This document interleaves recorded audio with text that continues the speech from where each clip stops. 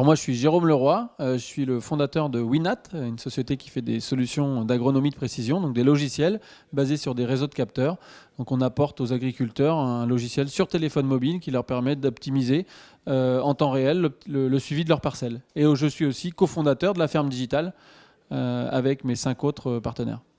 Donc nos capteurs, ce sont des capteurs miniaturisés et rendus autonomes. Donc on a 5 ans d'autonomie.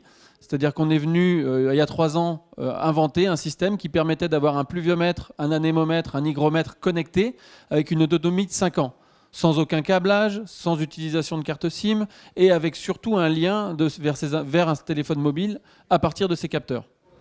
Donc vous réunissez l'information et vous le redispatchez après ? Voilà, exactement. Donc on récupère l'information de ces capteurs, d'autres types de capteurs éventuellement, et on redispatche cette information sur téléphone mobile, sur tablette, sur PC à l'agriculteur pour déclarer des dates de semis, pour optimiser ses dates de semis, pour optimiser ses dates de traitement, pour améliorer sa gestion de l'irrigation quand il utilise des capteurs de sol, et pour éventuellement aussi améliorer les prévisions météo à 4 jours ou à 10 jours grâce aux données locales acquises par ces capteurs. C'est pour l'agriculteur des outils de gestion ?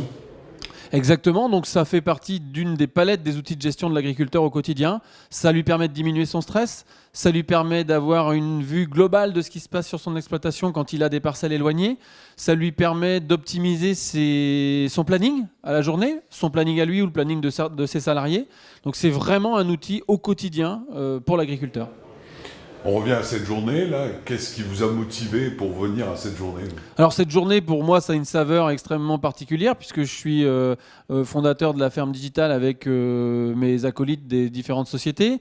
Maintenant, on est 13 sociétés. On a pour vocation à être une quarantaine de startups dans l'association de ferme digitale.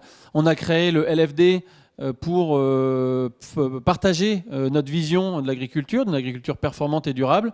Et on a tenté de réunir autour de nous des gens qui partagent cette vision, des partenaires, des fournisseurs, des agriculteurs, qui, il y a déjà 10 ans ou 20 ans, ont commencé à mettre un pas dans le digital et dans l'innovation, et se voient maintenant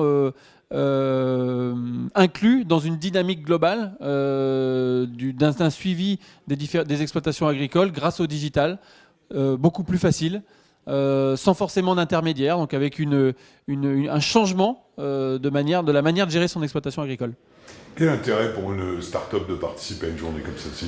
Alors l'intérêt pour une start-up, c'est de la visibilité, c'est de partager, de voir l'écosystème, de rencontrer des financeurs, de rencontrer des clients, de se confronter son modèle, son produit et son modèle économique à des concurrents, à des partenaires, de trouver des partenaires avec qui faire des affaires.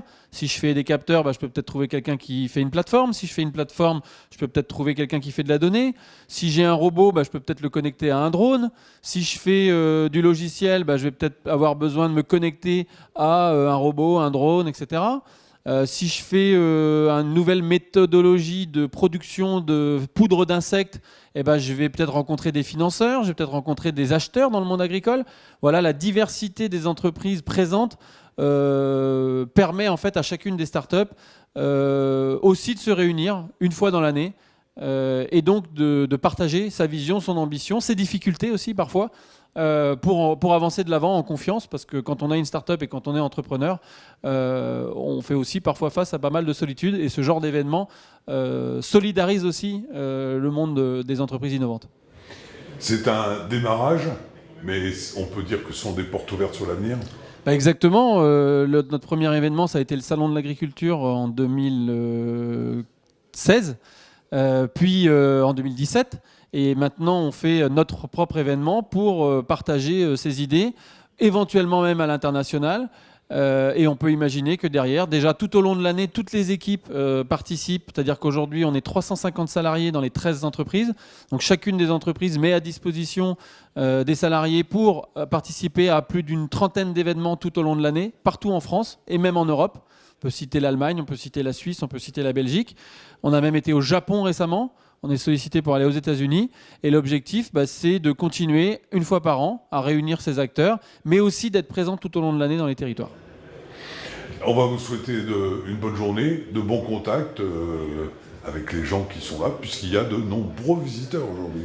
Alors exactement, je vous remercie beaucoup. Merci aussi à vous d'être présents. On attendait 450 personnes inscrites. On a limité les inscriptions. On se retrouve aujourd'hui avec plus de 700 visiteurs au pic de la journée.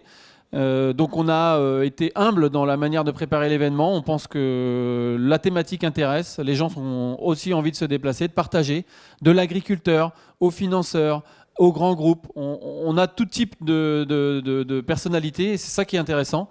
Et on voit qu'avec une vision qui est celle d'une agriculture performante, durable, grâce au digital, grâce à la dynamique entrepreneuriale française, permet d'attirer un petit peu moins d'1 millier de personnes sur un lieu au centre de Paris. La prochaine étape, on ne la connaît pas encore. On fera une petite synthèse de tout ce qui s'est fait aujourd'hui pour préparer l'avenir ensemble. Il y en aura encore plus parce qu'ils seront tous connectés. Et bien sûr, vous touchez un point très important, c'est qu'on est dans une société qui n'est plus pyramidale, qui est en réseau, qui est connectée, qui doit se faire confiance mutuellement, qui apprend à se faire confiance au bout des années et qui effectivement ne dépend pas d'une entité globale. C'est bien un mode collaboratif en réseau, inclusif du système existant en se positionnant aussi en partenaire en direct avec les agriculteurs.